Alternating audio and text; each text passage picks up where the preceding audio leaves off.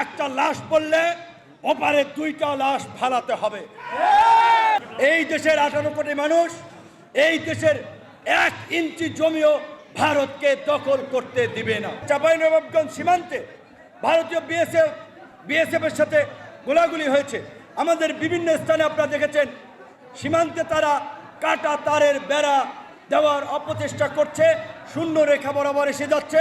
আমাদের কিছু ভূমি দখলেরও পায়তারা করেছে, কারণ শেখ হাসিনা সরকার অনেক ক্ষেত্রে তাদেরকে সেই সুযোগ দিয়েছিল।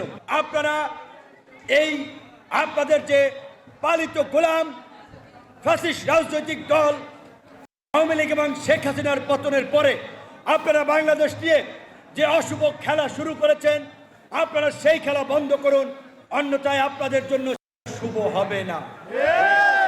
আমাদের বিএসএফ, আমাদের বিজিবি পরিষ্কারভাবে বলছি, সীমান্তবর্তী এলাকার মানুষকে, সরকারকে অনুরোধ জানাবো দ্রুত সময়ের মধ্যে সামরিক ট্রেনিং দিয়ে প্রয়োজনে বিজিবির সাথে তারাও কাজ করবে এই ভারতের দখলদারিত্ব এবং আধিপত্যবাদের বিরুদ্ধে। সেই ব্যবস্থা সরকারকে করতে হবে।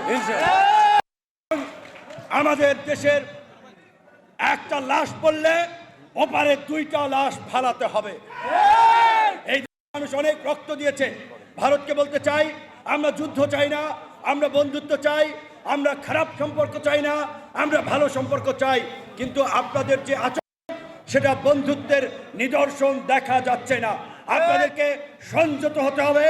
বাংলাদেশের স্বাধীনতা সার্বভৌমত্বের উপরে আঘাত আসে এমন কোনো মন্তব্য আপনাদের করা থেকে বিরত থাকতে হবে, এমন কর্মকাণ্ড থেকে বিরত থাকতে হবে। কিন্তু আমাদের কাছ থেকে পরিষ্কার বার্তা, আমরা বেঁচে থাকতে এই দেশের 18 কোটি মানুষ এই দেশের 1 ইঞ্চি জমিও ভারতকে দখল করতে দিবে না। দিল্লি না ঢাকা।